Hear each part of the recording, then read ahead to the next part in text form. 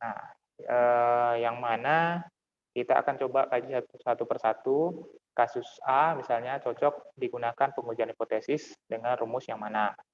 Nah, ini sesuai dengan karakter-karakter atau apa sih istilahnya ya, syarat-syarat yang harus terpenuhi gitu kan, untuk dapat kita gunakan rumus yang mananya gitu kan. Nah, udah kah? Nah, udah sip. Jadi screenshot kah? Dah sambil itu ikut kuliah. Nah, untuk kasus yang pertama, kita langsung ke contohnya aja ya.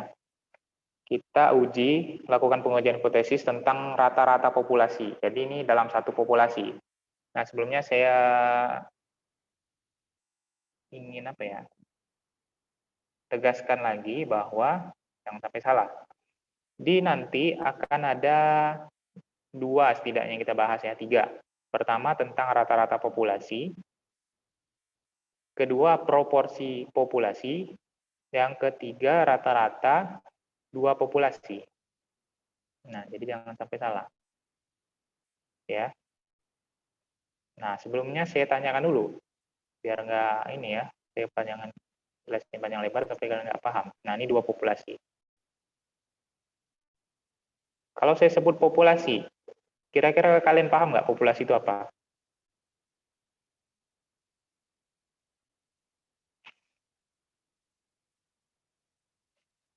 Atau ada yang tidak paham nggak dengan populasi? Populasi itu apa gitu?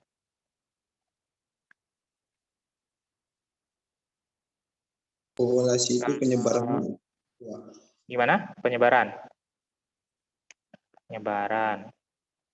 Bisa, tapi bukan itu yang poin pentingnya kalau dalam yang ini. Yang lain? Populasi. Siapa nih yang ada di sini nih? Indriani, populasi apa? Jumlah keseluruhan data, Pak. Jumlah keseluruhan data. Enggak, belum lah, belum kayaknya. Yang lain? Jumlah keseluruhan data, oke bisa sih, tapi enggak itu yang saya masukkan. Yang lain?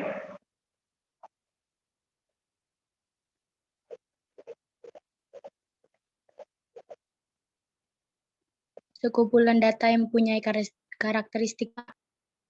Kumpulan data yang memiliki karakteristik. Boleh lah. Oke, yang lain ada yang ini? Kalau dalam istilah biologi aja, misalnya populasi ini apa? Dalam biologi, kemarin ada diajarin nggak? Atau di SMA pernah dapat nggak? Populasi. Kan ada individu, ada populasi gitu kan. Populasi dalam biologi apa? Banyaknya jenis hewan. Apa? Gimana? Banyaknya jenis hewan. Berapa jenis hewan? Oke. Oh, saya gambarlah. Misalnya ya, kalau dalam istilah populasi ini, dalam istilah biologi, merupakan misalnya gini nih. Secara definisinya ya, sekumpulan, berarti ada banyak kan, sekumpulan individu sejenis, ya kan, sekumpulan individu yang sejenis, yang berada pada tempat dan waktu yang sama. Nah, itu singkatnya. Contoh, misalnya, si siapa? Wawan. Wawan punya ladang, nih ya. Ini ladang nih, ini ladangnya Wawan, misalnya kan, ini ladangnya si Firda, misalnya kan. Ini punya Wawan, ini punya Firda, itu kan. Si Wawan punya sapi, misalnya kan, sapi ini ada banyak nih, misalnya di sini kan, di sini, misalnya kan, sebarlah. Si Firda juga punya, ini, itu kan. Sekarang di gambar ini ada berapa populasi kira-kira? Dari ilustrasi ini. Ada 1 atau 2 populasi? 2, Pak. 2, karena definisi populasi itu dia berada di tempat dan juga waktu. Kalau di dalam konsep yang kita maksudkan di yang akan kita bahas ini populasi adalah, jadi kita akan mengkaji gitu kan dalam kita akan mengkaji dalam skup populasi. Jadi data-data itu yang memang berada di dalam satu ruang yang sama gitu kan, di dalam satu ruang yang sama, dalam satu kelompok yang sama. Kalau dalam konsep biologi dia sejenis, misalnya kan dalam konsep yang kita akan bahas di statistik ini dia tidak mesti sejenis juga. Misalnya sejenis ini kan sama-sama kambing misalnya kan, sama-sama itu, tapi nggak mesti. Tak penting dia berada di dalam suatu tempat atau skup yang sama, itu populasi. Jadi yang kita bahas nanti adalah misalnya populasi, tentang rata-rata populasi. Jadi kita hanya bahas di populasi A saja, atau di populasi B saja misalnya kan. Nah, kalau bahasannya adalah rata-rata dari dua populasi, berarti kita akan membandingkan bagaimana nilai rata-rata yang ada di populasinya si Wawan misalnya kan, sama rata-rata populasi yang ada di si Firda misalnya kan. Misalnya kita kaji mengenai misalnya berat badan. Berat badan, rata-rata berat badan apa tadi, kambing atau sapi ya? Sapi di tempatnya si Wawan, di ladangnya si Wawan, rata-ratanya adalah sekian misalnya kan, di Firda sekian. Nah, karena Wawan ini jauh lebih rajin dan sebagainya misalnya kan, orang punya hipotesis bahwa ladangnya si Wawan, sapinya itu rata-rata berat badannya itu lebih besar gitu kan. Ada yang 50, ada yang 80, ada yang 80, ada yang 100 misalnya kan. Sementara di Firda itu cuma misalnya 60, 70 misalnya kan, dengan umur yang sama. Misalnya kan. Nah, itu yang kita kaji, apakah di populasi A, tempat si Wawan, berbeda dengan populasi yang di Firda. Dan apakah benar secara statistik di berat badan, istilahnya berat badan, kalau kita kaji berat badan sapi, di ladangnya Wawan, secara signifikan berbeda dengan ladang yang ada di tempatnya si Firda. Nah, itu kalau kita kaji dua populasi. Tapi kalau kita kaji yang A, ini kan pengujian hipotesis tentang rata-rata populasi saja, berarti kita hanya bahas di satu populasi aja. Ya, itu analoginya. Nah ini gampang lah. Kan kita langsung masuk ke ini aja. Gampang juga.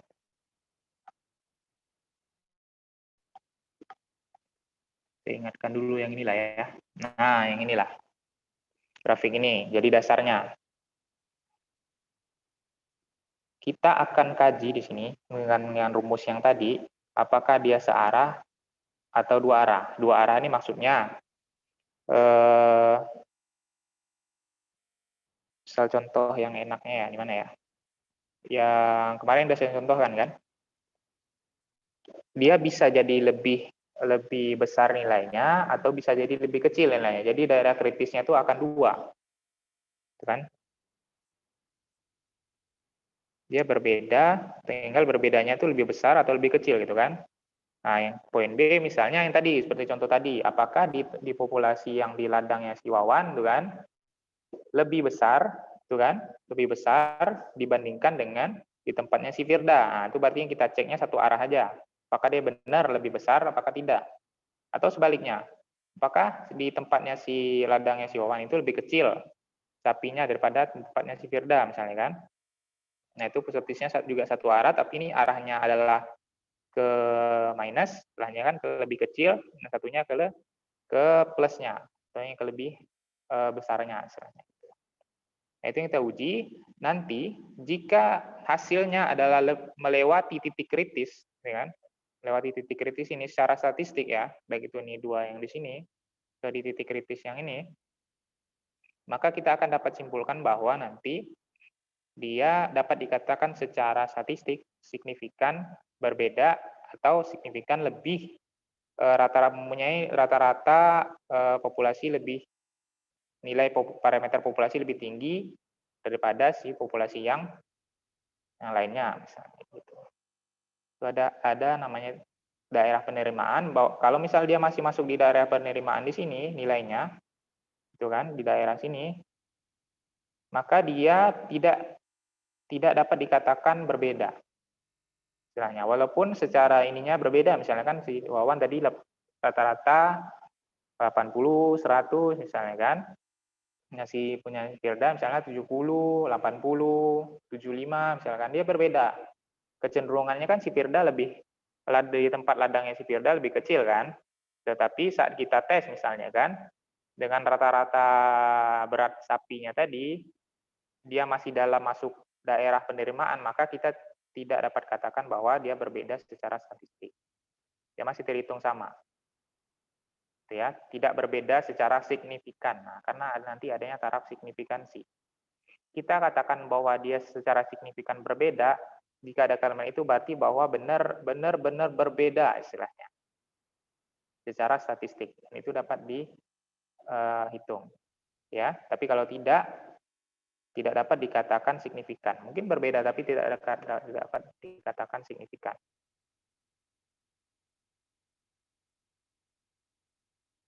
Nah, kita masuk ke soal.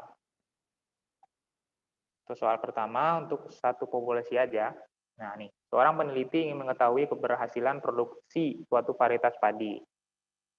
Ya. Yang baru-baru ini diperkenalkan kepada petani di suatu daerah. Berdasarkan data sebelumnya, nah ini masih di populasi yang sama, ini data sebelumnya yang dia pakai, bahwa rata-rata produksi padi di daerah tersebut adalah 2,5 ton per hektar, dengan simpangan baku 0,6 ton. Ya, dari suatu sampel berukuran 20, nah jadi diambil nih dari yang produksi padi tadi, diambil sampel, 20 sampel. Nah, diperoleh nilai rata-rata produksi itu sebesar 2,678 ton per hektar. Ini pada saat sekarang yang diambil. Nah, sekarang pertanyaannya, dapatkah si peneliti itu menyimpulkan? Ini kan berbeda nih, pasti 2,5. Sekarang sebelumnya 2,5 ton per hektar dengan simpangan baku sekian. Sekarang produksinya itu meningkat kan? Kalau kita lihat kan, meningkat atau menurun? Ada yang berpendapat menurun? Nih, sebelumnya 2,5 ton, ya kan? Sekarang diperkenalkan produksi varietas padi yang baru. Sekarang produksinya jadi 2,678 ton. Meningkat nggak? Meningkat, Pak. Meningkat, Pak. Tapi secara statistik, apakah dapat disimpulkan bahwa sekarang telah lebih dari 2,5 ton per hektar? Nah, ini ada kita hitungnya secara statistik ya. Oke, yang langkah pertama, karena tadi pertanyaannya apakah dapat disimpulkan bahwa rata-rata produksi padi di daerah tersebut sekarang telah lebih dari 2,5 ton atau sekarang lebih meningkat istilahnya kan. Langkah pertama adalah kita buat hipotesis 0 dan hipotesis 1 atau hipotesis penelitiannya. Nah, jika peneliti ini berarti kan dia akan melihat apakah benar-benar nanti varietas yang baru itu dengan mengenalkan varietas baru, maka nilainya secara statistik itu signifikan berbeda terhadap varietas padi yang lama. Nah, maka hipotesis nolnya adalah hipotesis awal bahwa tidak ada perbedaan. Ya, biasanya kita buat kayak gitu. Jadi, hipotesis nolnya adalah tidak ada perbedaan. Gitu kan? Tidak berbeda nyata antara yang varietas padi sebelumnya yang dikaji dari nilai rata-rata produksinya tadi dengan yang pertama. Jadi sama dengan, itu kan, tidak ada perbedaan. Atau hipotesis penelitian kita, itu kan H1, bahwa kalau dibandingkan dengan menggunakan rata-rata tadi, dia akan lebih dari 2,5. Nih, misalnya kan. Nah, jadi pertama kita buat dulu hipotesis nolnya adalah tidak ada perbedaan. Biasanya gitu, hipotesis nolnya tidak ada perbedaan. Hipotesis alternatif atau hipotesis satunya biasanya adalah hipotesis yang kita harapkan atau yang kita akan cek lah istilahnya. Apakah dia akan berbeda, apakah dia akan meningkat, atau apakah dia akan menurun. Nah, itu hipotesis satunya. Paham? Hipotesis nol adalah kebalikannya. Jika dia tidak meningkat, berarti dia tetap, gitu kan? Jika dia tidak menurun, berarti dia tetap. Nolnya. Ada yang tidak paham?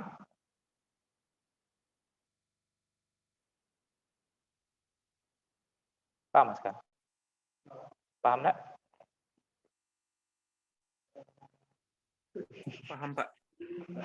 Nah, jadi kayaknya harus memang ini ya, kalau statistik ini kalau diam aja loh, susah.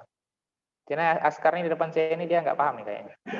Karena bisa kelihatan dari ininya, dari raut wajahnya kan. Nah, saya ulangi lagi. Sekarang kita akan menguji kan, kita akan menguji apakah varietas produksi padi yang lama, ya kan, yang ditanam oleh warga itu, sekarang kan diganti oleh misalnya Pemda misalnya kan, ke varietas yang baru. Nah, dikaji ini dari rata-rata produksinya sebelumnya itu 2,5 ton per hektar aja padinya tuh kan. Sekarang jadi 2,678 ton per hektar. Itu kan meningkat. Tetapi kita cek secara statistiknya apakah dia benar-benar secara signifikan berbeda ataukah tidak. Karena kan ada nilai simpangan baku tuh. Kan? Nah, apakah benar-benar berbeda? Anda ya taruhlah misalnya rata-ratanya 2,5 ton sebelumnya kan, tapi bisa jadi aja di 2 tahun atau 5 tahun sebelumnya itu dengan produksi dengan varietas yang lokal yang sebelumnya kan bisa jadi 3,1, bisa jadi 2,7, kan ada simpangan bakunya tuh. Ya kan? Bisa jadi turun misalnya kan, bisa jadi 1,8, 2,5 ini kan rata-ratanya. Dari 10 tahun yang lalu misalnya kan rata-ratanya 2,5 ton per hektar. Gitu. Sekarang kita cek, kita Pemda mengeluarkan varietas padi yang baru, misalnya kan. Nah, di tahun tersebut si peneliti ini mengambil sampel gitu kan dan diperoleh rata-rata produksinya 2,678. Nah, dapatkah si peneliti itu, dapatkah kalian menyimpulkan bahwa dengan varietas padi yang baru, produksi padi di wilayah tersebut meningkat atau tetap sama saja? Nah, prinsipnya itu. Jadi langkahnya adalah kita tentukan hipotesisnya. Hipotesis 0 itu biasanya adalah hipotesis apa ya istilahnya? Hipotesis bahwa jika hipotesis penelitian kita itu ditolak, misalnya kalau saya buat tuh, atau saya mulai dari hipotesis 1 lah ya. Hipotesis 1 atau hipotesis penelitian adalah asumsi yang kita harapkan, istilahnya. Sekarang saya mau cek apakah dia apakah rata-rata produksinya bertambah kan? Asumsi saya kan bertambah. Itu kan? Nah, itu dijadikan hipotesis penelitian kita, H1-nya. Itu kan? Nah, H0 itu kebalikannya aja, intinya gitu. H0 itu kebalikannya. H0 itu kalau H1-nya bertambah, berarti H0-nya dia tidak bertambah atau tetap. Paham? Nah, itu hipotesis 0 dan hipotesis 1. Jadi kalau dinotasikannya seperti ini nih. Ratanya sama saja 2,5, sama 2,5 ton per hektar.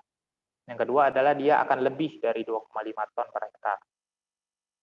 Ya, itu hipotesis penelitiannya. Nah, kemudian yang kedua, kita tentukan statistik ujinya. Setelah kita tentukan hipotesisnya tadi kan, kita tentukan statistik ujinya. Statistik uji inilah yang penting bahwa kita mau gunakan yang mana. Itu kan? Nah, kalian lihat ini ya, kalian lihat prasyaratnya. Nih. Sekarang gini. Di soal tersebut, ukuran sampelnya adalah 20. Itu kan? Jadi ukuran sampelnya itu cukup besar. Nih. Kita akan gunakan rumus yang ini jika ukuran sampel itu besar. Ya, kemarin lebih dari 30, tapi sekarang bisa lebih dari 20. Ya, ukuran sampelnya cukup besar. N-nya besar, tadi kan 20. Nah, kemudian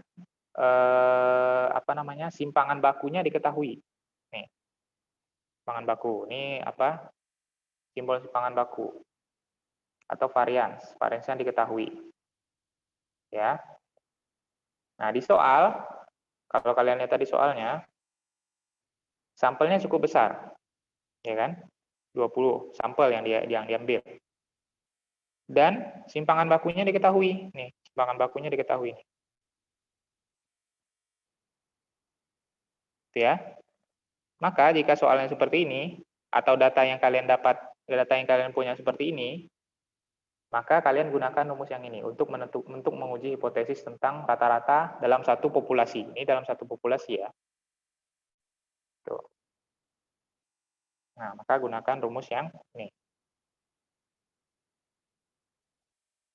Ada yang mau ditanyakan? Nah, nanti akan ada kasus bahwa nilai simpangan bakunya itu tidak diketahui, maka dia pakai rumus yang lain. Atau ukuran sampelnya kecil, hanya 5-10 saja, nah, maka tidak bisa kita gunakan rumus yang ini. Ya, itu harus clear. Paham? Nah, kalau udah, langkah ketiga. Langkah ketiga adalah penentuan daerah kritis. Nah, seperti grafiknya tadi. Jadi kita tentukan daerah kritisnya. Nah, seperti inilah di gambar yang ini nih. Ini kan. Nah, ini daerah kritisnya adalah yang ini nih. Ini nih. Nah, kelihatan nggak? Nah, daerah kritisnya. Kita tentukan di situ tuh nilainya berapa. Ya. Nah, untuk menentukan tadi, saya bilang kalau dia melebihi nilai kritisnya, berarti dia berbeda signifikan. Kalau tidak, kurang dari itu misalnya, berarti dia tetap, atau tidak, dia sama aja, tidak ada perbedaan. Kita tidak dapat katakan bahwa dia itu berbeda, atau dia itu lebih meningkat dibandingkan varietas yang dipakai sebelumnya. Nah, itu seninya orang sains gitu kan. Bahwa kita bicara itu berdasarkan data dan ada nilai statistiknya. Itu. Nah, kita tentukan daerah kritisnya. Jadi kita gunakan, karena kita gunakan rumus tadi, Z tadi kan, Z sama dengan sekian-sekian tadi, maka yang kita gunakan adalah tabel normal baku di sini, tabel Z di sini. Ini ada simbol Z-nya di sini. Nah, ya. Nah, sekarang kita tentukan, kita mau pakai nilai kritisnya berapa, atau taraf nyata yang kita gunakan berapa. Biasanya dengan penelitian ini nih, biasa 5%. Gitu kan. Kalau semakin, seperti yang saya sampaikan tadi, 10%, 5%, 1%. Semakin kecil nilainya, maka semakin teruji, semakin akurat. Atau semakin berbeda lah istilahnya gitu. Ya, semakin berbeda. 10% ya berbeda, tapi berbeda lah, hanya berbeda saja. Gitu kan. Kalau 5% sangat berbeda. Nah, istilahnya itu. Sangat berbeda rata-ratanya. Nah, sekarang kita gunakan yang 5%. 5%, karena soalnya nggak ada kan. Nah, 5% berarti alfanya adalah kita jadikan nilai nominalnya kan 5%. 5/100 berapa? 0,05. Karena kita pakai alfanya 5% kan, tapi bukan 5% yang kita pakai, tapi jadikan nominal Z 0,05, berarti 5%. Nah, 0,05. Caranya seperti kemarin. Kita cari di dalam nilai tabel ini ada nggak yang nilainya 0,05?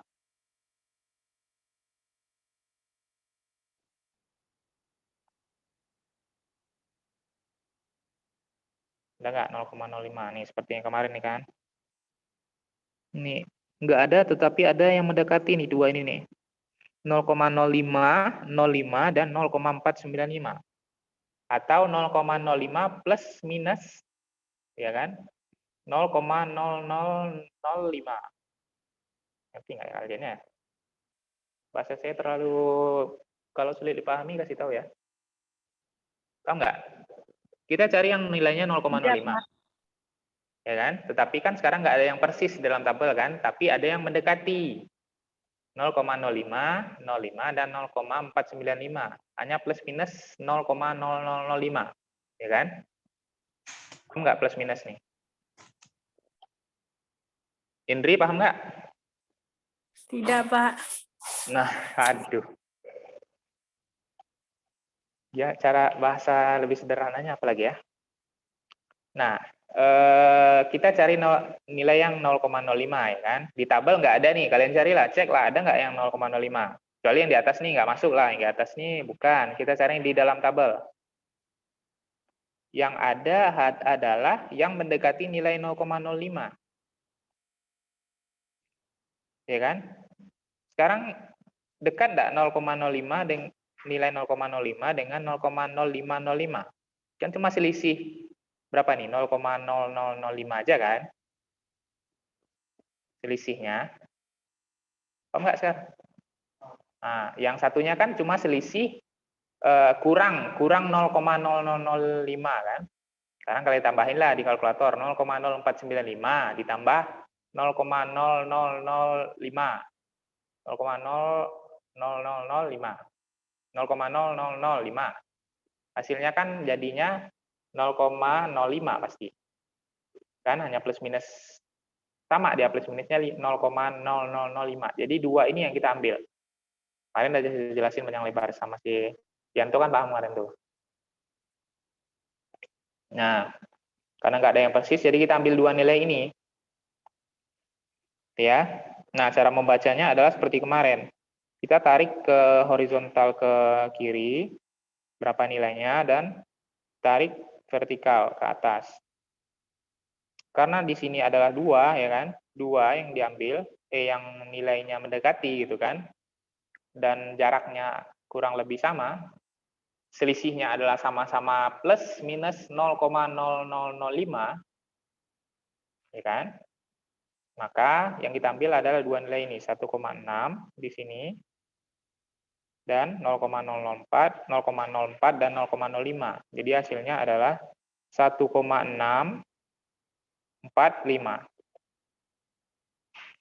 Ya, 1,6 yang ada di sini nih.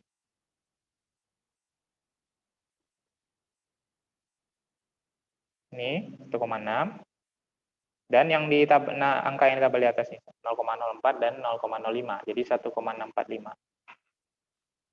Jadi nilai kritisnya adalah 1,645. Nah, atau di sinilah nilai kritis yang Z di sini nih adalah 1,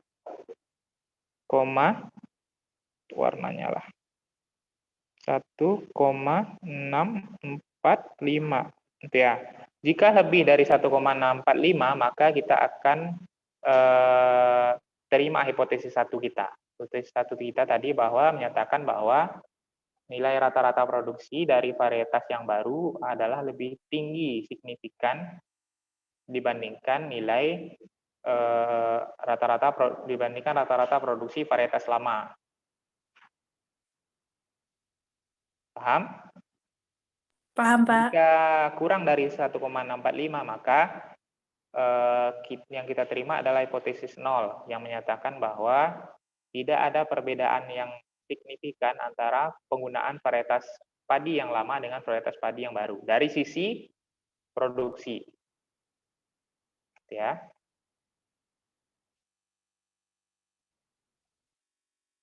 Nah, langkah keempat, setelah kita udah tahu 1,645 tadi, masukkan ke rumus. Rumusnya tadi udah di depan kan? Tinggal masukin aja nih rumusnya nih.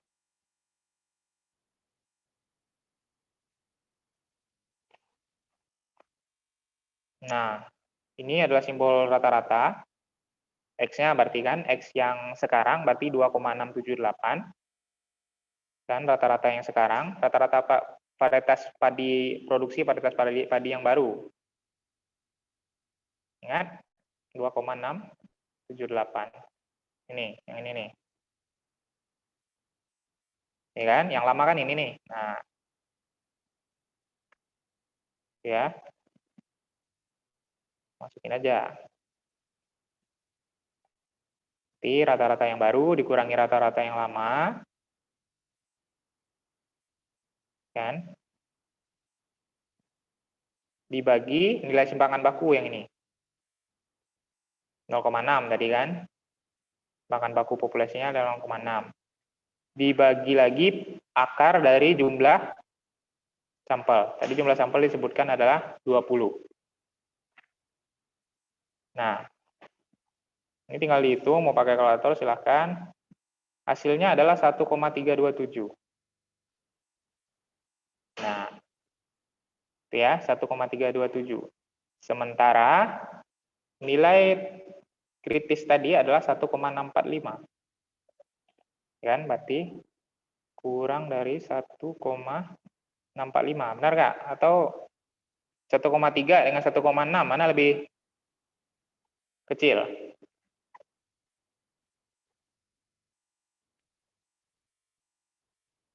Satu koma tiga dengan 1,6 mana lebih kecil? 1,3. Nah, jadi dia belum sampai ke 1,6. Simpulannya adalah karena nilai Z hitung nih yang kita hitung nih sekarang ya, terletak di daerah penerimaan hipotesis 0 tadi di grafik, maka H0 yang diterima. Dalam artian, walaupun rata-rata ini ya produksinya 2,678 ton per hektar, terlihat lebih besar gitu kan, tapi kita belum mempunyai bukti yang cukup untuk menolak anggapan tersebut, gitu kan? Bahwa kita belum mempunyai bukti yang cukup secara statistik bahwa varietas yang digunakan itu menghasilkan produksi padi yang lebih besar, atau varietas yang baru itu lebih baik dibandingkan varietas yang lama. Ya, ini sangat tergantung. Yang paling penting adalah sangat tergantung dari nilai simpangan baku. Nih, seperti yang saya sampaikan tadi, nilai simpangan baku ini dia akan hitung produksi padi misalnya 10 tahun sebelumnya, 20 tahun sebelumnya. Ya dia bervariasi, bisa berapa tadi? 2,5, kadang 2,5, kadang 3 gitu kan, kadang 3,1, kadang kurang dari 2,5 gitu kan. 1,8, 2,0 misalnya kan. 2,1. Nah, itu kan dirata-ratain. Nah, dengan data tersebut, kita punya data yang baru nih dengan varietas yang baru, kita hitung, maka tidak ada bukti, kita tidak dapat membuktikan bahwa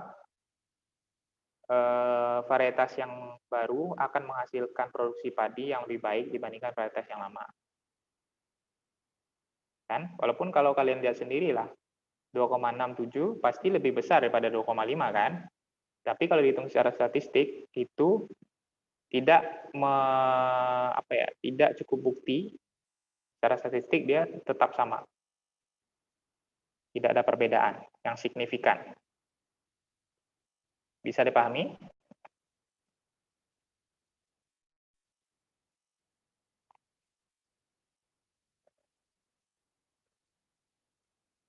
Bisa, Pak.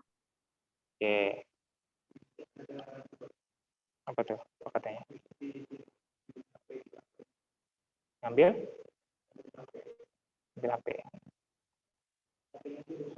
Oh. Nah, kasus yang kedua. Seperti yang kasus pertama tadi, tetapi sekarang dia N-nya atau jumlah sampelnya itu kecil, itu kan? Bisa kurang dari 20, atau nilai simpangan bakunya tidak diketahui. Nah, ini kasus yang kedua. Ya, tadi kan nilai sampelnya besar, simpangan bakunya kita tahu dari soal. Atau kalian punya data simpangan bakunya. Simpangan baku itu ini seperti disebutkan, misal contohnya diambil dari data, dihitung dari data 10 tahun terakhir misalnya, kalau dalam kasus yang tadi. Nah, sekarang kalian nggak punya data nih. Nggak punya data tahun-tahun sebelumnya berapa, jadi kalian nggak bisa hitung nilai simpangan bakunya, dan sekarang jumlah sampelnya cukup kecil. Nah, maka yang digunakan adalah ini, rumus yang ini. Ya, dan yang ini. Sama dia. Paham? Jadi jangan asal masukin aja nanti. Karena akan beda nilainya. Paham sampai sini? Paham, Pak. Nah, kita lanjut ya.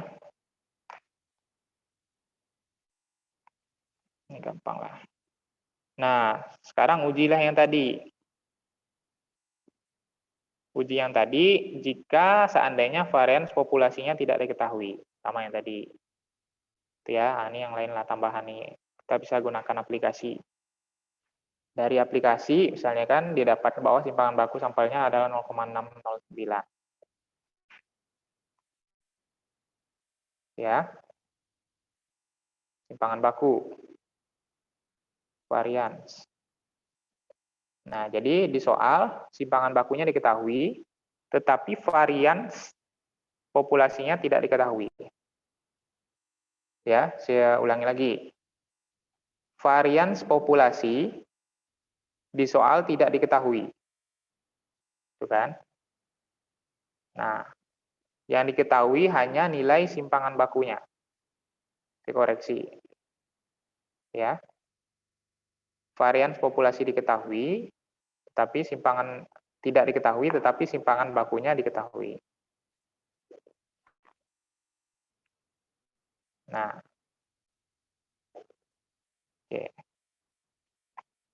Nah, sama seperti tadi, konsep penentuan hipotesisnya sama, tetapi ujinya berbeda. Ya.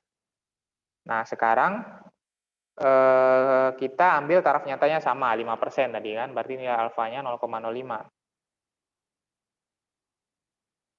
Gitu kan? Nah, tapi yang kedua karena ujinya beda, uji T ya istilah namanya ya, kalau di itu. Nah, kita gunakan tabelnya tabel distribusi T, bukan tabel Z yang tadi.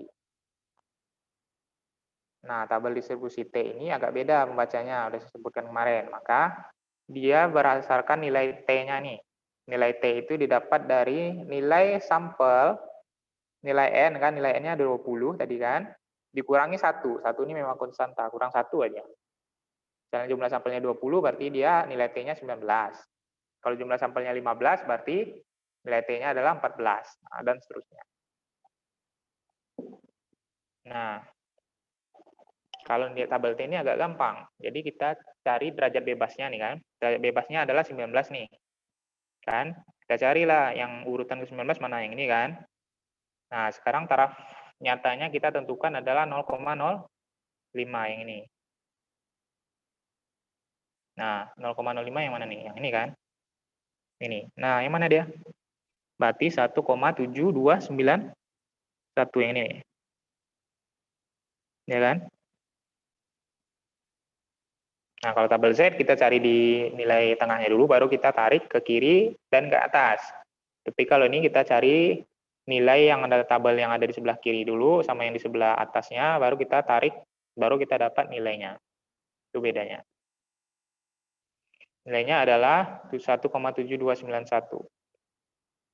Ini bukan Z ya, tetapi T, T kecil. T kecil. Kurang dari sekian, 1,791 tuh.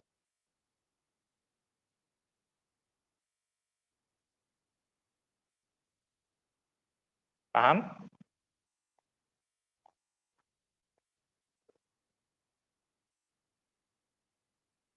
Paham lah ya. Paham enggak sekarang? Mana?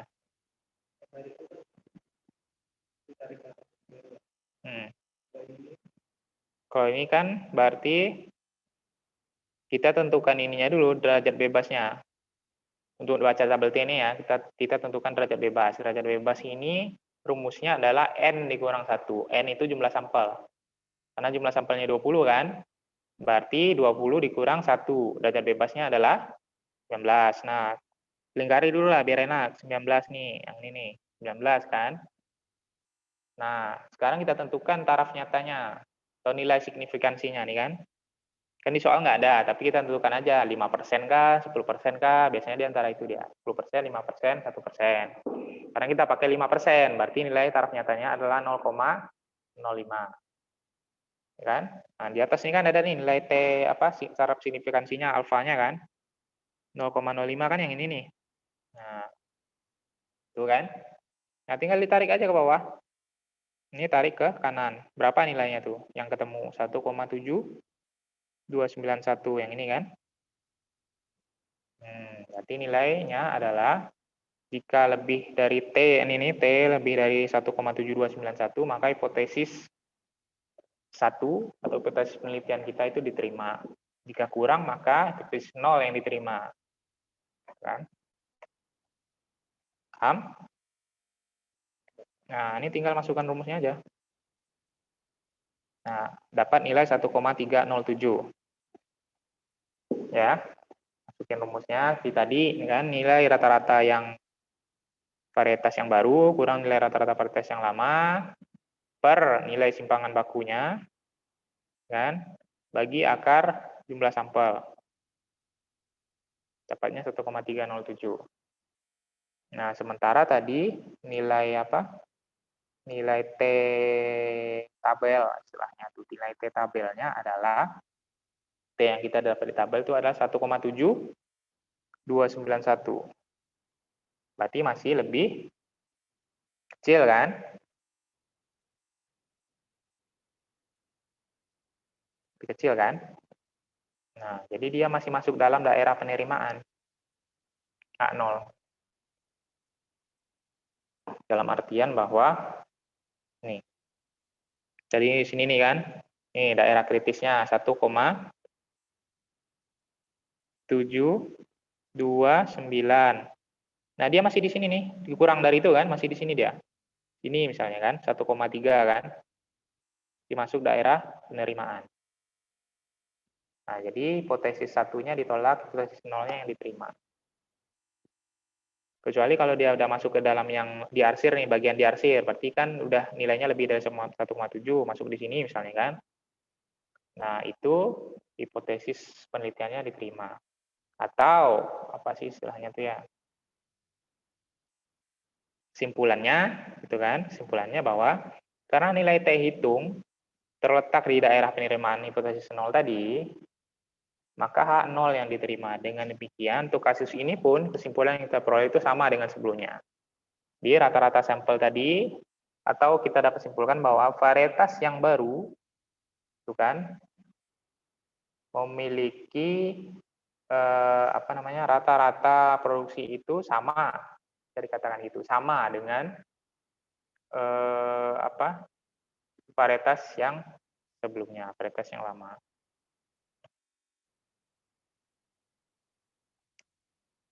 Paham? Berapa sekarang? 2.15. Oh, santai. Ada yang mau ditanyakan?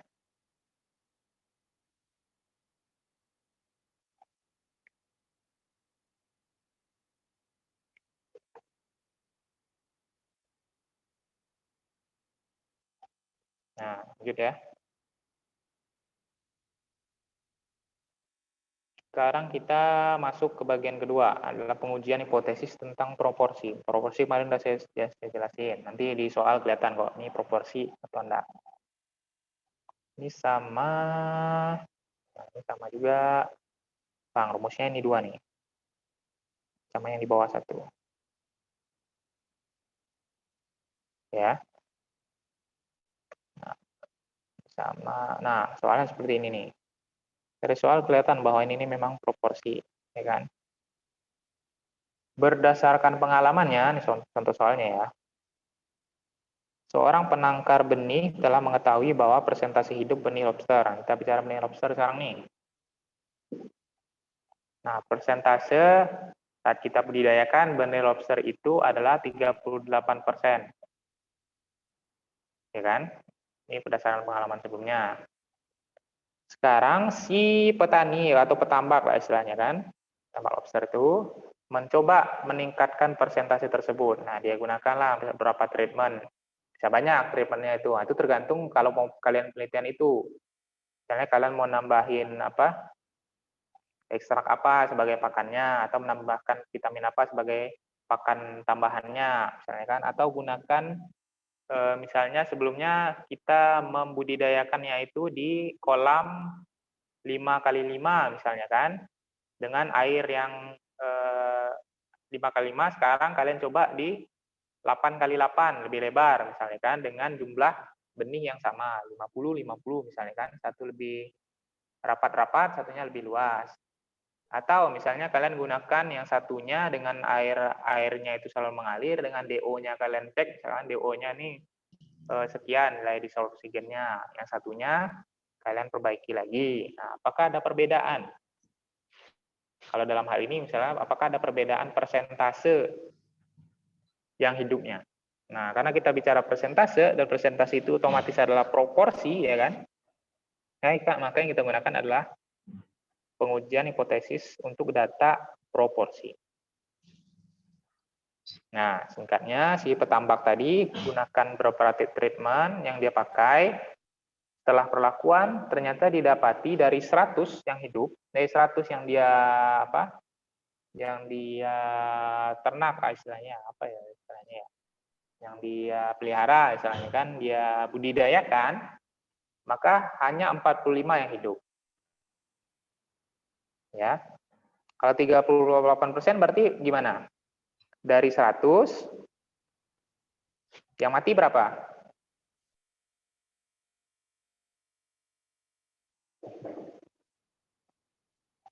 Sekarang presentasi hidup benih lobster adalah 38%. Contoh, saya ambil contoh misalnya yang si petambaknya itu budidaya 100 benur misalnya dalam satu kolam. Yang hidup 38%. Berarti yang mati ada berapa jumlahnya?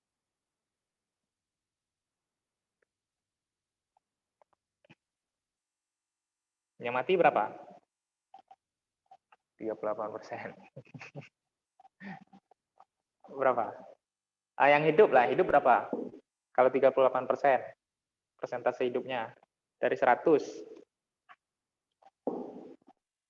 Nah, itu proporsi itu. Enggak. 38% nih. Gimana ya? Susah juga membangun logikanya. 38% yang hidup. Berarti misalnya contoh ya, benurnya adalah N-nya 100 ekor. Sekarang survival rate-nya bahasanya ya 38%. Berarti nilai yang hidup berapa jumlahnya?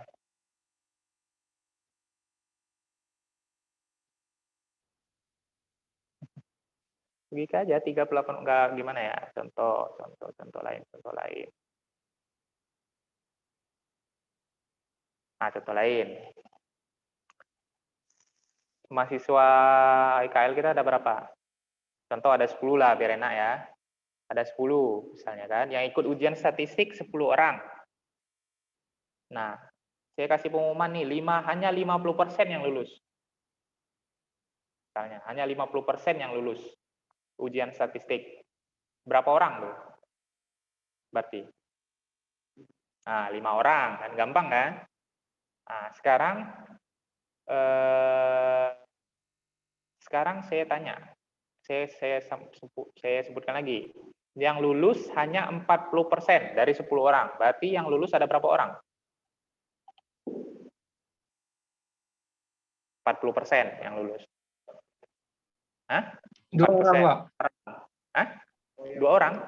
40% loh, 40% dari 10 orang. 4. 4 orang, iya kan? Berarti yang tidak lulus ada berapa? Ada 6 orang. Nah, gitu. Nah, sekarang angkanya agak besar dikit. Dari 100 benih lobster yang hidup 38%. Berarti jumlah yang hidup ada berapa? Berapa individu? 38. Nah, 38. Yang mati? 62. Gampang kan? Nah, itu dulu. Kalau itu nggak paham, gimana selanjutnya? Nah, sekarang setelah treatment tadi, yang hidup didapati sekarang adalah 45 individu. Berarti berapa persentase yang hidup tuh? 45%, kan? Berarti kan kita lihat secara ininya aja ya. Secara kasarnya adalah dengan perlakuan yang tadi yang digunakan oleh petani atau peternak atau pembudidaya tadi, kan lebih baik nih sekarang jadi 45 yang hidup, kan sebelumnya hanya 38%. Nah, tapi pertanyaannya apakah secara statistik itu dapat disimpulkan bahwa perlakuan tadi telah meningkatkan persentase hidup secara statistik. Nah, kita ujinya adalah dengan karena datanya tadi proporsi kan, persentase tadi itu proporsi 45%, berarti 45 yang hidup dari 100 ya kan proporsi itu. Nah, jadi sekarang kita tentukan hipotesis. Nah, respon dari penelitian ini adalah benur yang hidup dan mati atau tidak hidup lah ya. Nah, sedangkan data dalam skala pengukuran adalah nominal. Ya kan, data itu tidak akan muncul, sulit akan kita hitung tuh muncul tuh hidup dengan tidak hidup. Pasti nanti akan dinominalkan.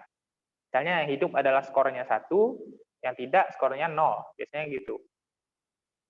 Paham ya? Kita buat scoring biasanya.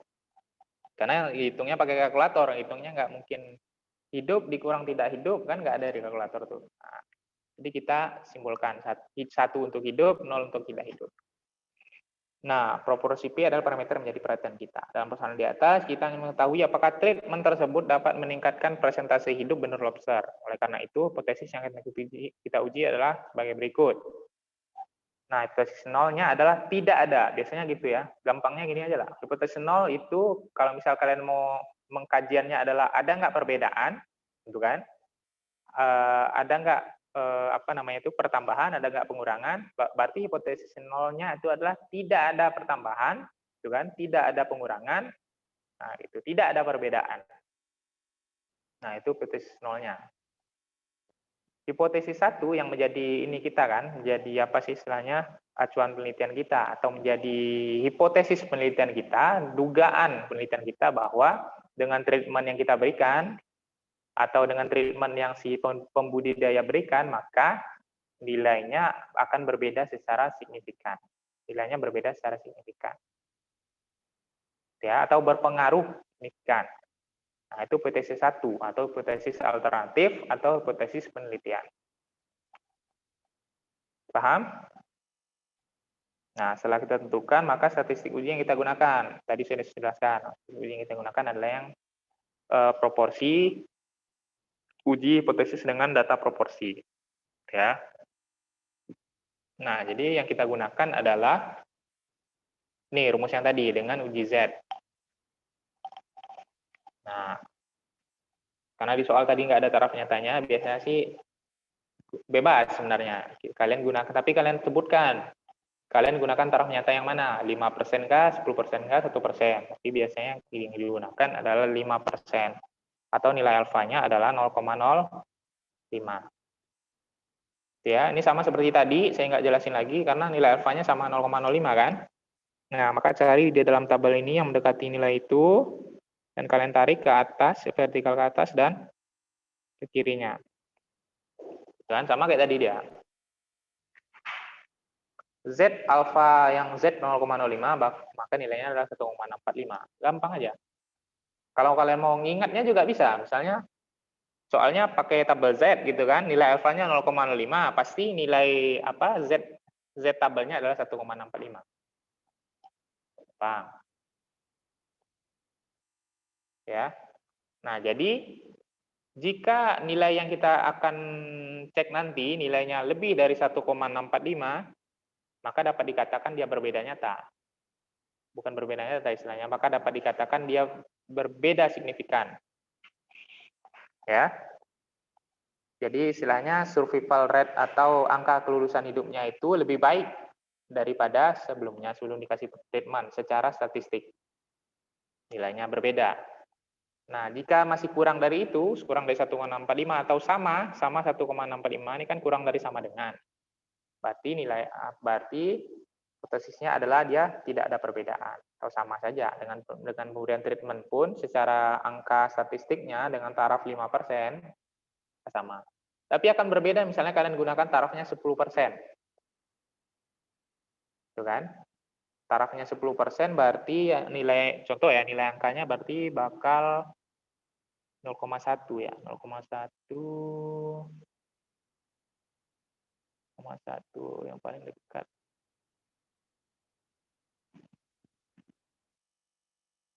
Yang ini paling dekat ya. Nih. 0,1003 yang paling mendekati kan. Nah, berarti nilainya hanya 1,2, dia kan lebih kecil lagi berarti nilai kan 1,28. Nah, kalau kalian nanti hitung misalnya kan hasilnya 1,3. Berarti secara taraf signifikansi 5% dia nggak berbeda nyata, tetapi secara taraf signifikasinya 10% dia berbeda nyata. Atau berbeda signifikan. Paham? Nah, itu perbedaan kalian gunakan 5% kah, 10% kah, dan saya pun sebagai peneliti istilahnya kan, taraf signifikasinya 10% ya oke lah, beda. Tapi gimana kalau 5%-nya itu kan? Apakah dia berbeda juga? Berarti dia berbeda sangat nyata tuh. Tapi kalau 10% ya berbeda aja, berbeda kayak gitu aja misalnya kan. Kalaupun efektif, ya efektifnya, istilahnya kalau kita ngomongin efektif ya, treatment yang tadi efektif ya, efektif, berarti hanya taraf 10% dia efektif, taraf 5%, misalnya dia berbeda nyata, berarti sangat efektif. Nah, kayak gitu dia. Kalau 1%, ternyata 1%, nah berarti sangat-sangat efektif. Gitu. Ini nanti ujung-ujungnya ke cost, ya kan? Misalnya kalian menggunakan treatment tadi kan pakai cost, ya kan? Pakai harga, pakai duit, kan? Nah, apakah dengan duit yang kalian gunakan itu, kalian tambah seharusnya biaya produksi hanya 5 juta, kalian tambah jadi 7,5 juta, ya kan? Dia berbeda nggak? Itu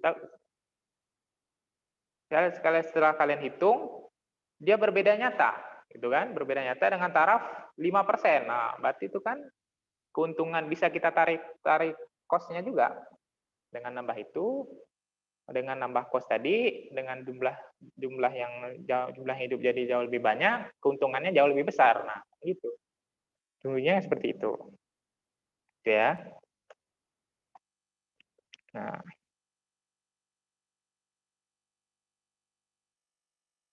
ini memang harus melihat ekspresi kalau ngajar statistiknya.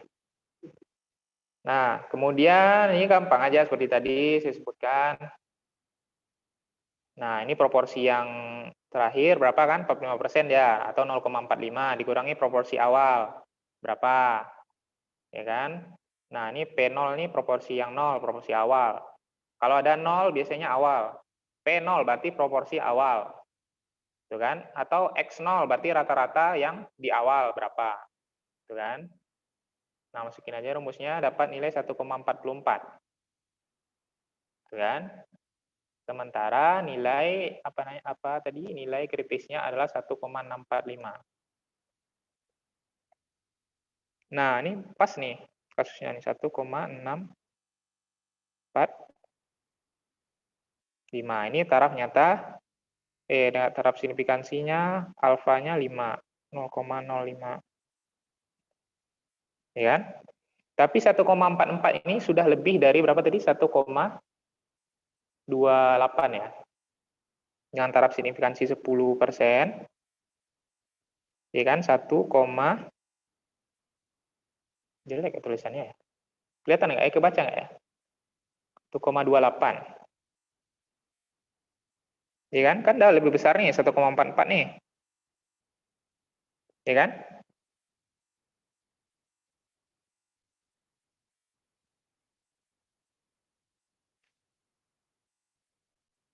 Kelihatan.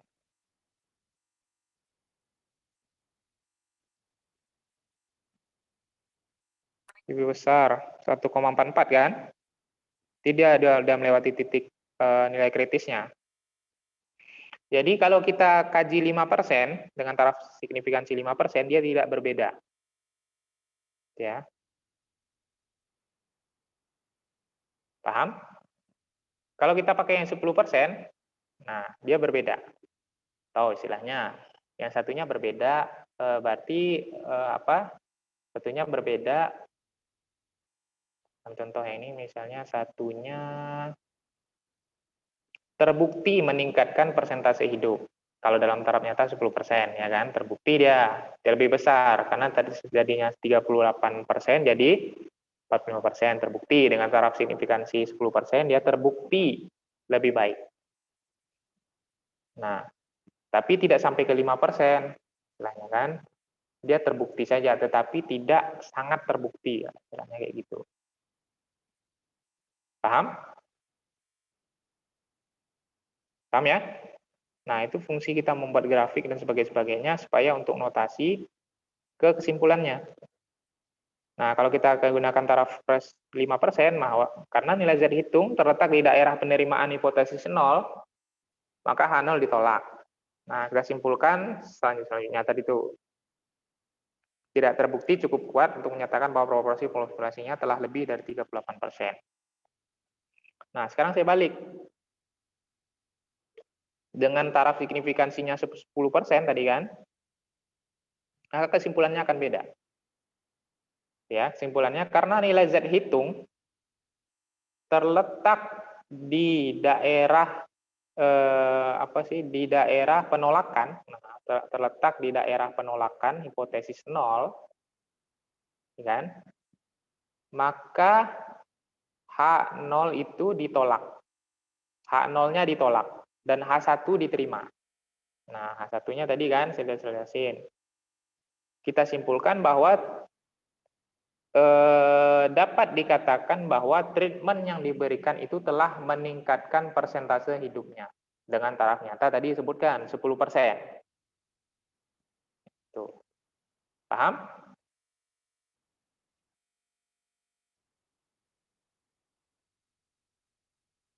Paham ya?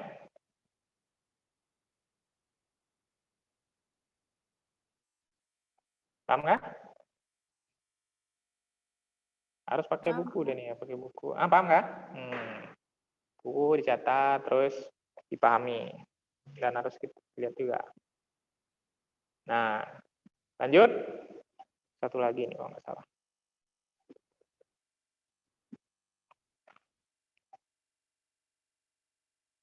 Lanjut ya. Disanggup nggak nih sekarang? Masih connect nggak? Suaranya.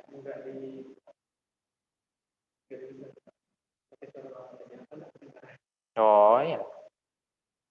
Nah, sekarang kita ambil kasus adalah kita coba cek hipotesis tentang selisih rata-rata dua populasi. Kan kemarin ada saya berikan contoh. Kita mau uji nih, kira-kira ini kalau di luar konteks rata-rata ya, apakah di Pulau Maya misalnya kan, di Pulau Maya keragaman jenis ikan, jumlah jenis ikan yang ditemukan, jumlah jenis ikan yang ditemukan berbeda dengan yang ada di Pulau Karimata sebelum masuk ke Pulau Karimata apa namanya? Yang masih di luar daerah cagar alam tuh. Nah, Pulau Karimata lah, kita hitung ya.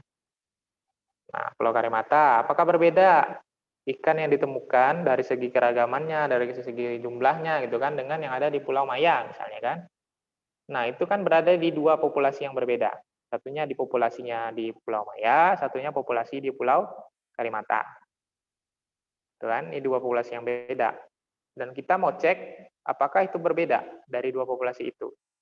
Kalau kita mau menguji hipotesis tentang rata-rata. Dalam hal ini misalnya rata-rata ini bisa dipakai misalnya untuk jumlah tangkapan ikan. Jumlah tangkapan ikan yang ada di Pulau Maya berbeda enggak dengan jumlah tangkapan ikan yang ada di Pulau Karimata? Itu kan? Dengan asumsi bahwa Pulau Karimata itu punya terumbu karang yang lebih bagus, misalnya kan, tidak ada praktek-praktek pengambilan ikan secara destruktif, misalnya kan, kita berasumsi bahwa di Pulau Maya itu pasti jumlah tangkapan ikannya lebih besar dibandingkan di Pulau Maya. Nah, itu kita uji. Bisa kita uji. Nah, kayak gini caranya. Paham? Paham nggak? Nah, sekarang kita uji. Kalau kasus tadi berarti kan kita udah gampang. Kita satu arah aja kita ujinya. Karena kita punya asumsi bahwa di Pulau Karimata pasti jauh lebih besar daripada di Pulau Maya misalnya kan. Nah, pasti dia lebih besar. Maka hipotesisnya adalah satu arah. Kita cuma melihat apakah dia akan lebih besar atau tidak. Gitu kan? Tetapi misalnya di Pulau A dan B, misalnya kan kita belum tahu nih Pulau A dan B dengan banyaknya faktor-faktor yang bercampur di situ, apakah di Pulau A ini akan berbeda dengan Pulau B? Itu aja. Apakah di Pulau A lebih besar, ataukah di Pulau B yang lebih besar, ataukah sebaliknya? Itu dua arah jadinya kan? Paham? Dua arah. Apakah kita cek dia lebih besarkah atau tidak? Atau lebih kurang masanya? Tapi kalau misalnya kita udah punya asumsi di awal bahwa di Pulau Karimata akan lebih banyak dibandingkan Pulau Maya, maka satu arah aja kita cek. Cukup satu arah aja. Nah, apakah dia benar lebih besar ataukah tidak? Itu aja kan. Nah. Oke. Nah, kalau dua arah tadi berarti daerah penolakannya ada dua. Kita cek nih kiri dan kanan, plus minus jadinya. Kalau yang ini, tadi di sini, kan sama seperti kasus tadi, dua arah, satu arah. Atau kurang dari nilai yang itu misalnya, nah ini daerah penolakannya. Contoh kasus yang kurang dari daerah penolakan yang nomor 3 nih ya. Nah, kalian bandingkan misalnya kan, dulu misalnya kan, tapi ini dalam satu populasi yang sama ya, contohnya aja. Dulu misalnya di Pulau Maya, dulu kan punya terumbu karang yang bagus dan sebagainya gitu kan. Jumlah tangkapan yang dulu dengan yang sekarang, misalnya asumsinya sekarang adalah terumbu karangnya udah rusak dan sebagainya misalnya kan, maka dulu pasti akan lebih banyak ikannya dibandingkan dengan sekarang, gitu kan? Maka daerah yang kita uji daerah penolakannya seperti ini yang nomor 3 nih, gitu kan? Apakah benar sekarang ini lebih kecil jumlah tangkapan ikannya dibandingkan dulu? Lebih kecil, gitu kan? Nah, daerah penolakannya seperti yang nomor 3 ini. Ujinya sama, uji satu arah juga. Paham?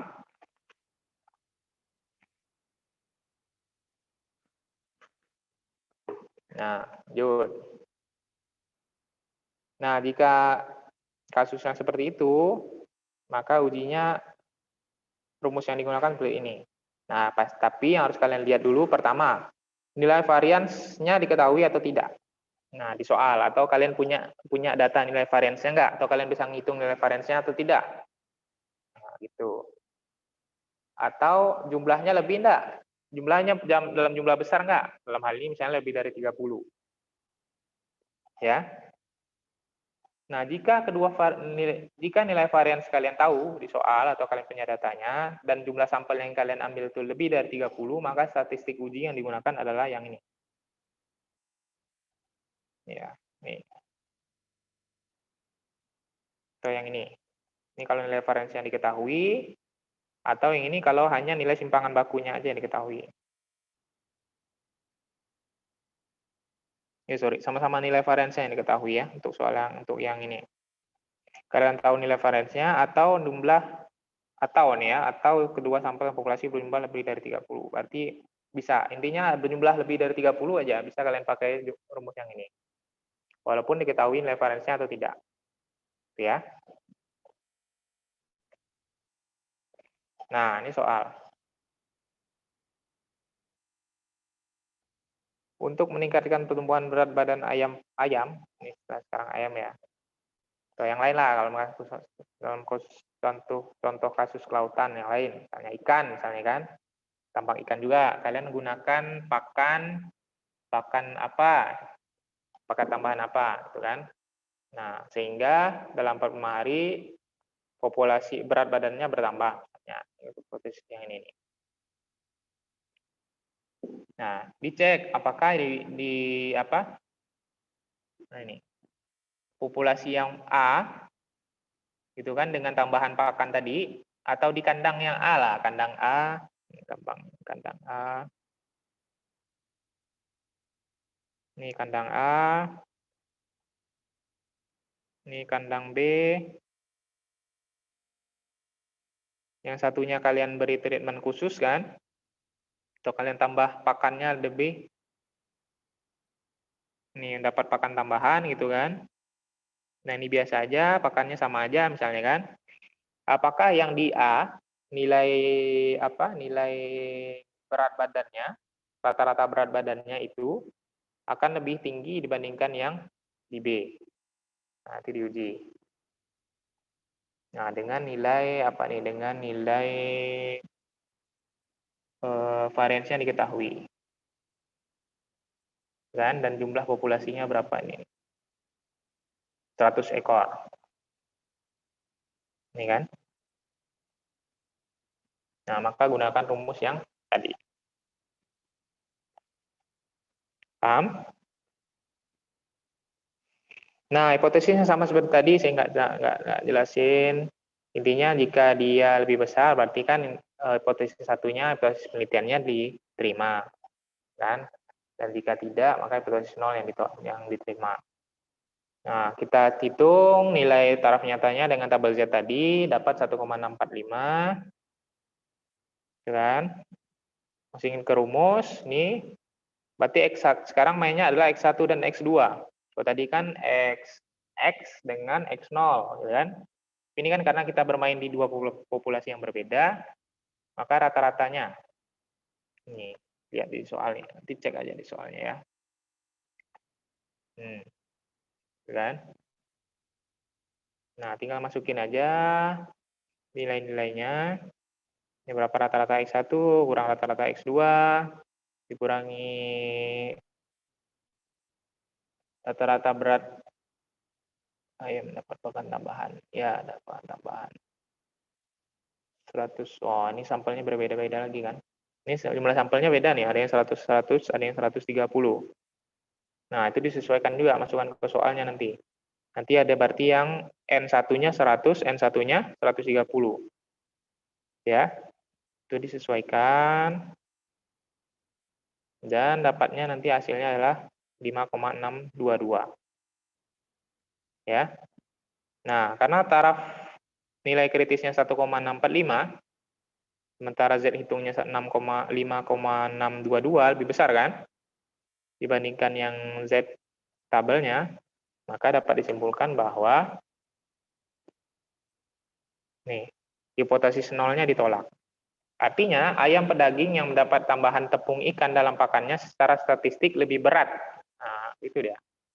Mudah kan? Secara statistik lebih berat daripada ayam yang mendapat pakan biasa aja. Atau di kandang A tadi, karena dia dapat tambahan tepung ikan sebagai pakannya, maka rata-rata berat badannya secara statistik itu lebih berat dibandingkan yang kandang yang B, yang cuma dapat perlakuan biasa aja. Nah, balik lagi seperti saya sampaikan tadi, apakah dia ini berbeda nyata pada taraf berapa? Kalau dia hanya berbeda nyata aja, misalnya sebagai, kalau misalnya peternak yang modern lah istilahnya, saya nggak yakin pakai sampai ke peternak sekarang.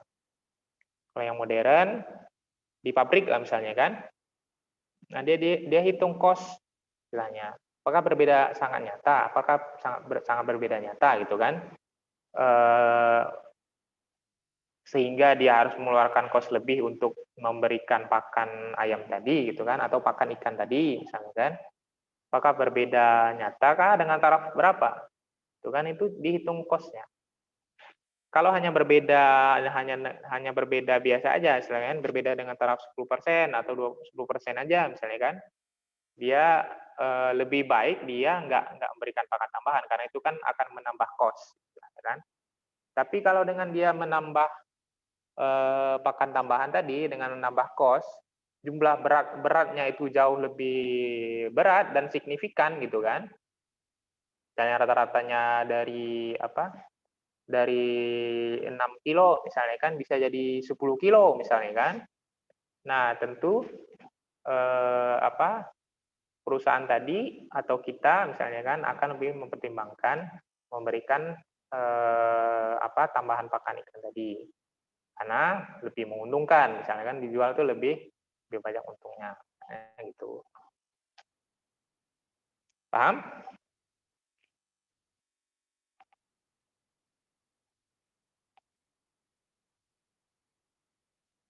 Nah, sekarang kasus yang kedua. Nah, kita sama prinsipnya seperti yang tadi, tetapi sekarang kasusnya adalah ukuran sampelnya kecil. Tadi kan 100, satunya 150 kan. Sekarang ukuran sampelnya kecil, dan kedua varian populasi itu tidak ketahui. Nah, ada 3 kasus seingat saya ini. Nah, sekarang ukurannya kecil. Tapi kita lihat, kedua varian populasi yang diketahui itu dapat diasumsikan sama atau tidak. Nanti sambil kita lihat ya contohnya.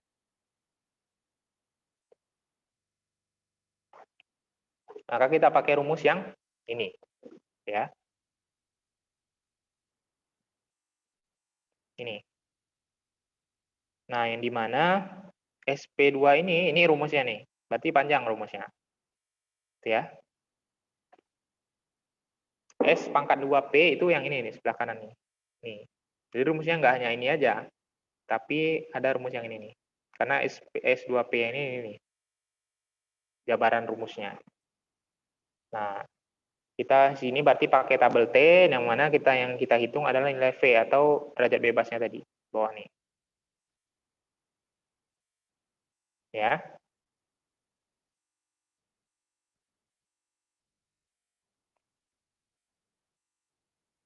Nah, ini ada beberapa syarat. Yang pertama bahwa kedua sampel bersifat independen atau diambil dari dua populasi yang berbeda. Jadi dia tidak saling terhubung. Karena satu di pulau A, satu di pulau B misalnya kan, atau di satu di kandang A, satu di kandang B. Nah, kemudian kedua sampel diambil dari populasi yang berdistribusi normal. Kemarin sudah saya jelaskan, tapi nanti kita coba ini kan lagi. Nah, termasuk varians kedua populasinya dapat diasumsikan sama. Nah, mana ya? Nah, ini gampang, tinggal kalian masukkan aja nilainya. Yang saya maksudkan dua sampel varians ini dapat diasumsikan sama, ini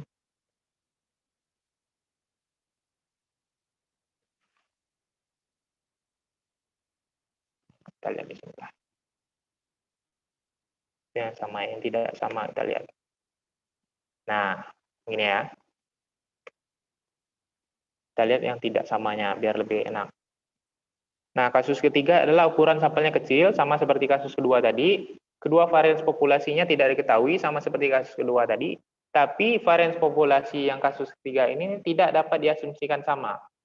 Kita cek, pakai rumusnya yang ini. Nah, jangan pakai rumus yang sebelumnya. Ya. Nah, contohnya seperti ini. Rata-rata jumlah curah hujan pada bulan Agustus di daerah Kapuas Hulu, kan, atau di bagian hulu Sungai Kapuas itu selama 8 tahun terakhir yaitu 243,9 mm dengan simpangan baku 10,70 mm. Ya. Nah, sedangkan rata-rata jumlah curah hujan pada bulan yang sama, ini bulan yang sama ya, bulan sama-sama bulan Agustus di 8 tahun terakhir juga, ya kan? Di Pontianak atau di daerah hilirnya Sungai Kapuas, ini membandingkan ya di hulu dengan di hilir Sungai Kapuas. Selama 15 tahun terakhir, beda, dia selama 15 tahun terakhir. Adalah 250,1 mm dengan simpangan baku 2,13 mm.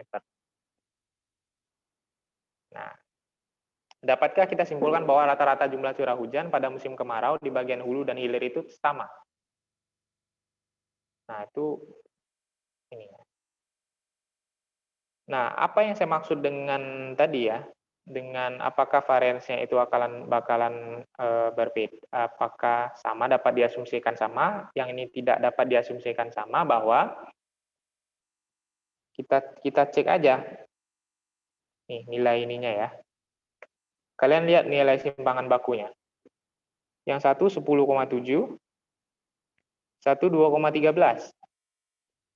Mencolok nggak kira-kira perbedaan simpangan bakunya? Beda jauh. Jadi tidak dapat diasumsikan bahwa nilai variansnya akan sama karena dari nilai simpangan bakunya aja jauh berbeda. Kedua, yang satu diambil 8 tahun terakhir, yang satu diambil 15 tahun terakhir. Apakah kita akan mengasumsikan bahwa dari yang di data yang A dan data A dan data B itu punya varian yang sama? Ya tidak dapat diasumsikan sama, tapi mungkin saja sama, tapi tidak dapat diasumsikan sama. Karena yang satu diambil 8 tahun terakhir, satunya 15 tahun terakhir, jauh. Ya kan? Apalagi nilai simpangan bakunya, yang satunya 10,7, karena nilai simpangan baku ini kan sangat terkait dengan jumlah data, kan? Jumlah data yang diambil juga, yang satunya hanya 8 tahun, berarti simpangnya agak besar lah istilahnya, 10,7. Yang satunya karena diambil 15 tahun terakhir, simpangan bakunya itu tidak terlalu besar, hanya 2,13. Nah, maka nilai variansnya tidak dapat diasumsikan sama. Makanya kita pakai rumus yang ini, rumus yang berbeda. Ya, statistik uji yang kita pakai adalah T aksen. Nah, T aksen ya.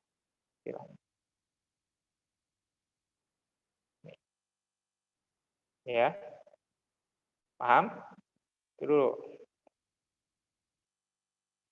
Nah, sebelumnya pasti tentukan hipotesis. Berarti hipotesis nolnya adalah tidak ada perbedaan antara curah hujan yang ada di hulu Sungai Kapuas dengan di hilir Sungai Kapuas. Yang kedua adalah ada perbedaan, ya kan? Ada perbedaan signifikan antara pernyataan yang ditentukan antara curah hujan yang ada di hulu Sungai Kapuas dengan yang di hilir Sungai Kapuas. Nah, itu hipotesis satunya. Hipotesis nolnya tidak ada perbedaan, ya kan? Nah, karena sekarang nih jumlah sampelnya beda kan? Dalam hal ini bukan jumlah sampel ya. Apa sih istilahnya, periode yang diambil, itu kan satunya 8 tahun, satunya 15 tahun. Itu kan? Kita asumsikan pakai tahun. Itu kan? Ini kan beda nih 8 dengan 15. Maka dapatkan nilai derajat bebasnya seperti ini. Kita cari nilai derajat bebasnya dulu. Kalau tadi kan yang Z kan gampang tuh, nilai derajat bebasnya adalah sampelnya ada berapa? 20, misalkan kurang aja 1, jadi derajat bebasnya 19. Gampang kan? Karena kan populasinya ada 2, otomatis sampelnya ada 2, ya kan? Satunya diambil 8 tahun terakhir, satunya 15 tahun terakhir. Maka pakai untuk menentukan derajat bebasnya, pakai rumus yang ini nih. Gitu. Nah, ini. Nah, simpanan baku populasi 1 kuadratkan, dibagi jumlah sampelnya, ditambah simpanan baku yang kedua, dikuadratkan, dibagi dengan jumlah sampelnya. Ini agak panjang. Ya, kalian cek aja nilainya nanti. Nah, tinggal masukkan aja, ini kan ini. Nilai ininya, kemudian nilai simpanan bakunya tadi dikuadratkan, tadi kan 10, berapa tadi? 10,70 dikuadratkan 114,49 ya kan? S1 kuadratnya. 2 kuadratnya 4,54. Ya kan? Nih. Nih, habis itu dikuadratkan, jangan salah, ini selesaikan dulu. Ini di dalam kurung. Ini dibagi dulu, 114,49 dibagi 8 dulu, berapa hasilnya? Kan baru ditambah hasil dari 4,54 dibagi 8, berapa hasilnya? Tambahkan. Baru kalian kuadratkan. Ya. Nah, jangan salah dioperasikan. Maka setelah dihitung nilainya itu 7,3. Nah, untuk menghitung derajat bebas kan nggak ada koma-koma nih. Kalian lihat nih derajat bebas nih, nggak ada koma-koma kan? 1, 2, 3, 4, 5, 6, 7, 8, 9, 10, dan seterusnya. Nggak ada koma-koma. Jadi dibulatkan dia. Dibulatkan. Nah, kalau itu 7,3 kan berarti bulatnya 7. Ya kan? Kalau 7,6 jadi dibulatkan berapa? Bulatkan ke atas, ya kan? Pembulatan, matematika tuh, pelajari lagi lah. 7,6 berarti kita bulatkan ke atas, ya kan? Jadi 8 misalnya kan. 7,3 atau 7,4 misalnya kan kita bulatkan ke bawah. Jadi 7. Ini derajat bebasnya 7. Cari ini 7, ini kan derajat bebasnya 7 di sini. Kemudian titik kritisnya atau nilai alfanya 0,05. Tertentukan di situ kan, 0,05 di sini nih. Berarti tarik yang 7 nih ke sini. Tarik ke bawah. Dapat nilai angkanya berapa tuh? 1,8. 1,8946. Oh, ini hipotesisnya 2 arah ya. Sorry. Nah, kalian perhatikan juga tadi bahwa kita asumsikan bahwa apakah berbeda gitu kan di hulu dengan di hilir Sungai Kapuas. Nah, karena sifatnya 2 arah, istilahnya bisa jadi kan, bisa jadi di hulu itu punya nilai rata-rata lebih tinggi atau bisa jadi di hilir yang punya nilai rata-rata paling tinggi atau sebaliknya. Atau ginilah, bisa jadi di hulu itu lebih besar atau bisa jadi juga lebih kecil. Nah, jadi hipotesisnya 2 arah. Paham nggak? Kalau tadi kan kita udah punya asumsi. Dia kalau nggak dia lebih besar, dia sama aja. Tapi sekarang asumsinya adalah dia bisa lebih besar atau bisa jadi lebih kecil. Paham? Nah, jadi hipotesisnya 2 arah. Karena hipotesisnya dua arah, maka nilai alfa itu dibagi dua. Nih. Karena kita pakainya 0,05, berarti dibagi dua dulu. Jadi 0,025. Jadi yang kita pakai yang di sini nih, bukan yang 0,05. Paham? Karena hipotesisnya dua arah. Nah, berarti yang ditarik yang di sini, jangan yang di sini tadi. Nah, dapatnya adalah 2,3646. Paham kan? 2,3646. Nah, itulah nilai alfanya. Maka daerah kritisnya bisa kayak gini dia.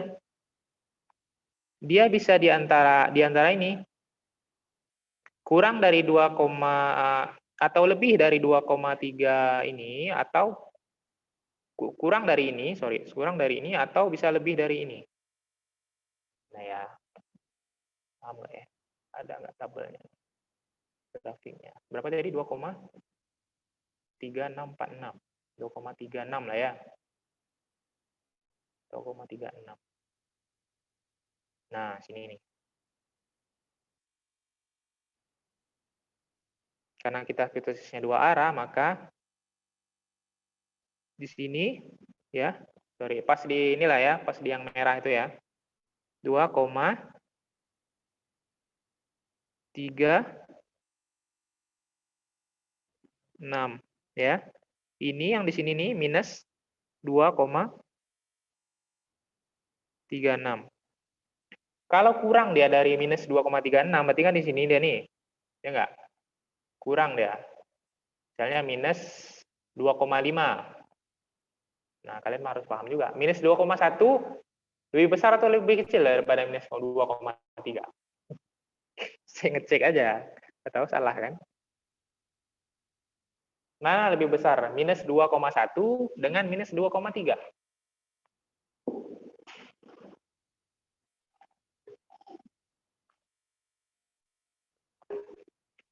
Siapa nih yang hadir nih? Alip sih paham lah nih. Alip, mana lebih besar? Minus 2,1 atau minus 2,3? Mana lebih besar? Minus 2,1. Nah, minus 2,1. Ya, berarti minus 2,3 itu lebih kecil daripada minus 2,1. Atau gimana ya? Mana lebih yang mana? Kalau kita ngomongnya hutang berarti 2,3 lebih besar ya.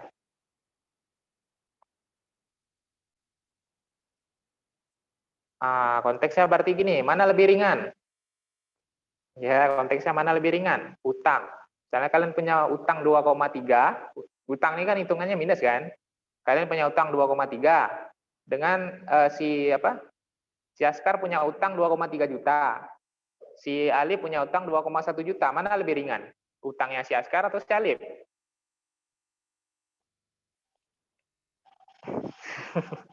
Lebih ringan mana? Lebih ringan bayar 2,3 juta atau bayar 2,1 juta? Bayar 2,1 juta. 2,1. Nah, itu. Nah, kalau dia lebih kurang dari 2,3, berarti misalnya 2,3 minus 2,3 ke atas, minus 2,4, minus 2,5 dan seterusnya, maka dia masuk daerah penolakan. Itu kan? Dalam artian misalnya dapat kita simpulkan bahwa di curah hujan di daerah hulu lebih kecil. Kan? Atau lebih kecil dibandingkan daerah hilir atau sebaliknya.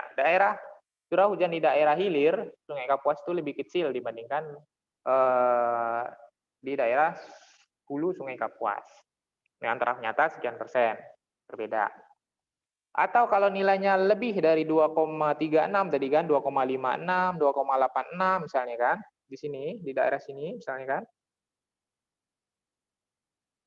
Maka dapat disimpulkan bahwa di daerah hulu Sungai Kapuas itu lebih besar, ya kan, dibandingkan dengan di hilir Sungai Kapuas. Atau sebaliknya, di hilir Sungai Kapuas itu lebih besar curah hujannya dibandingkan di hulu Sungai Kapuas. Nah, itu maksudnya dua arah. Kita tesnya dua arah, kiri dan ke kanan. Ke plus dan ke minus. Nah, ini caranya. Paham ya? Nah, ini tinggal dihitung aja T ininya.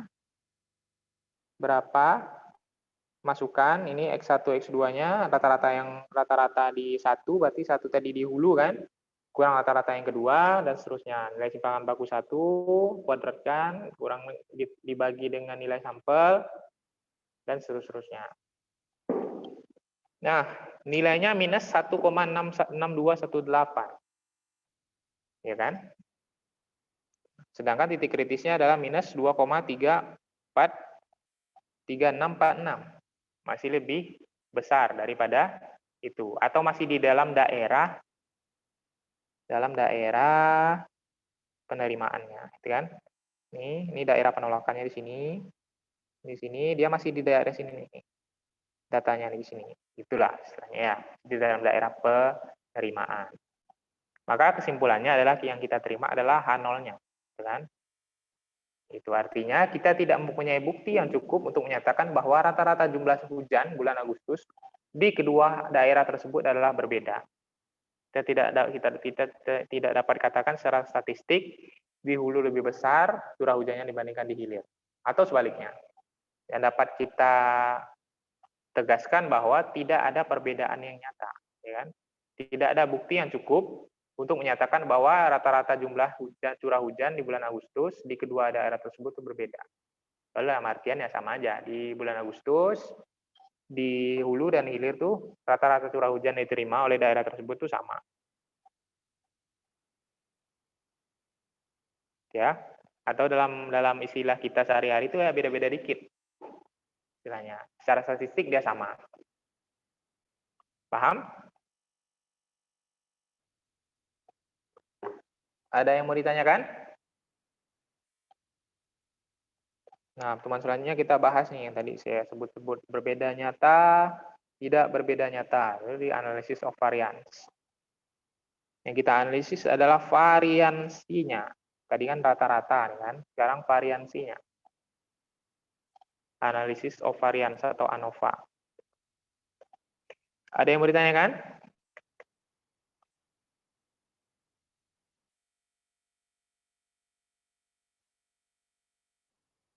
Nah, sekarang kalian screenshot nih yang ini nih. Coba screenshot dulu. Screenshot sekarang, coba. Screenshot yang ini. Ya. Oke, screenshot yang ini. Ya kan? Nah, nanti kalian hitung, yang tadi ini contoh soal yang ini, kan tugas tuh tulisannya tuh. Kalian hitung dengan rumus yang ini. Kan, rumusnya udah dikasih tahu pakai rumus yang mana kan, rumus yang ini. Itu ya. Yang ini S2P-nya yang ini nih. Nah, kalian hitung, kalian coret-coret di buku, nanti bisa kumpulkan di learning. Saya buatkan ininya nanti. Tempat pengumpulan tugasnya, foto aja, kalian coret-coret di buku. Yang tadi kalian coret-coret, kalian hitung pakai kalkulator bebas, gitu kan. Tapi kayak gini, kalau bisa. Kalian tentukan dulu, misalnya pertama, hipotesisnya seperti apa. Kalian jelaskan. Tadi, nolnya misalnya berarti tidak ada perbedaannya. Tidak ada perbedaan antara A dengan B, misalnya kan. Satu ada perbedaan, misalnya kan. Nah, langkah kedua, statistik ujinya udah saya kasih tahu tadi, berarti kan pakai rumus yang ini kan. Nih, karena ukuran sampelnya besar, dan sebagainya. Pakai yang mana tadi? Yang ini kan. Ini karena jumlah sampelnya, kecil ya, masih kecil, kurang dari 30. Tetapi variansinya dapat diasumsikan sama, karena cek nilai variannya tadi. Nah, simpangan bakunya 110. Nah, simpangan bakunya 110, 125, nggak terlalu beda. Dapat diasumsikan sama.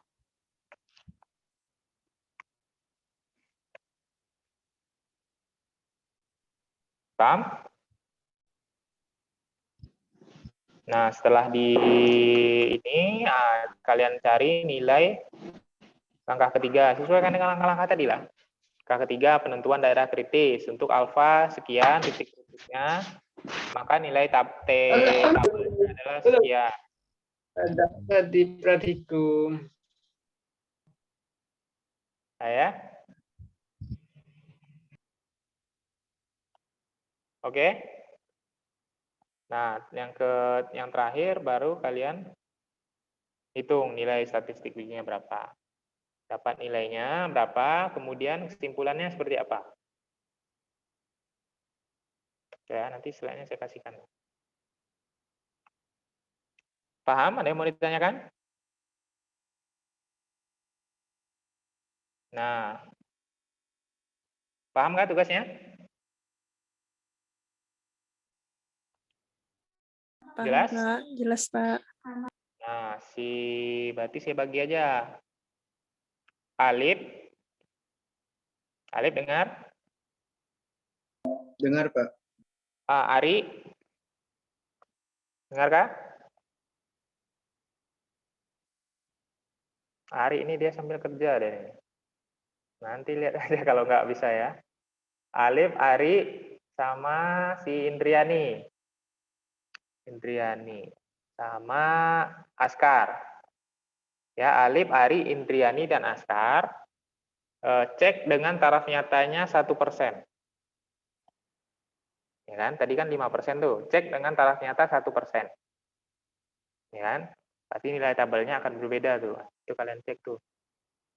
Kemudian Nova, Figuradi, Sahari, sama Supianto. Saya ulangi. Nova, Figuradi, Sahari, Supianto. Ini lengkap nggak sih? Nova, Figuradi, Sahari, Supianto. Itu taraf nyata 5%. Soalnya sama. Paham ya? Nah, sisanya Wawan, Wulandari, Yada, sama siapa lagi yang nggak ada di sini? Gusti, sama siapa lagi? Sama Firda. Taraf nyata 10%. Paham kan? Tadi sudah saya jelaskan. Mana 10%, 5%, bedanya seperti apa kan? Jelas? Soalnya sama. Jelas, Pak. Jelas, Pak. Oke. Ada yang mau ditanyakan lagi?